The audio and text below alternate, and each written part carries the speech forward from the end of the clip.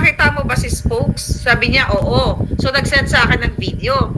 Sabi niya, meron kasi ditong parang police na Pilipino na kanina pa nagmamasid. Sabi niya, I think kaya pinababa si Spokes Harry Roque kasi na-detect. Ito, eksakto, ito oh. Ito na-detect. Oo So, nga ito, eh. tapos sinend niya Oo sa nga akin. Spoke, sinend niya sa akin yung video mo na palabas sa aeroplano. Hindi ko lang pwede ipakita yung video kasi makikita yung mukha niya.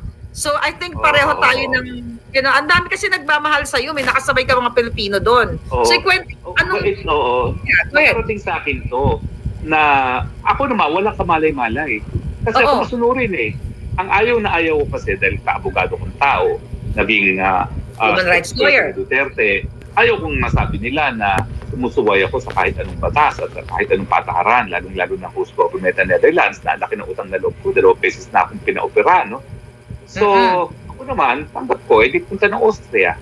Pero nagtaka talaga ako na biglang tinanong ako, gusto mo bang lumipat? Sabi ko, syempre, tinatanong mo ko, hindi. Pero akala ko naman, wala akong choice. Eh di nandito ako, sumusunod sa inyo. Pero kung tatanungin nyo, hindi. Kasi yung mga nag-opera sa akin, sabi, wag ako dapat lumipat. Pero yung nga, nagtataka ako, bakit biglang iba yung isip ng mga Dutch police. I think yun na nga, no? Dahil dito na alam nilang hindi na magagaranti ang aking seguridad. Dahil hanggang aeroplano, hanggang loob ng aeroplano, ay merong nakasunod sa akin na kaduda-dudang Pilipino. At ang sabi sa akin, parang gusto din yata bumaba nung ano na yon, yung police na yon, yung yan na nga. Ito, yan yung inaantay siguro ng mga police Dutch. Kaya sabi ko, ba't kaya ang tagal nito? Eh alam ko matagal kasi gutom na ako eh. Sabi ko, tagal naman ito, ba't ayaw pa nitong bumaba, no? Kasi ano yan eh, 3 silang police, 2 bumaba, yung isa na iwan. Tapos sabi ko, bakit kaya, ano kaya inaantay nito? Yung pala, inaabangan nila kung bababa rin yung Pilipinong yun. Hindi naman bumaba. Hindi naman bumaba. So pupunta na ng Austria, baka, you know.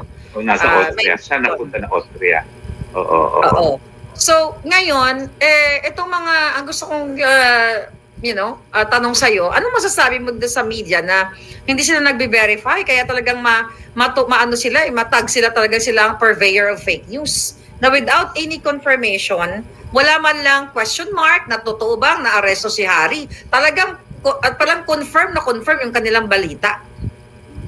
Well, unang-una, no, hindi po ako na-aresto. Voluntaryo po yung pagsama ko. Kasi nga masunurin ako.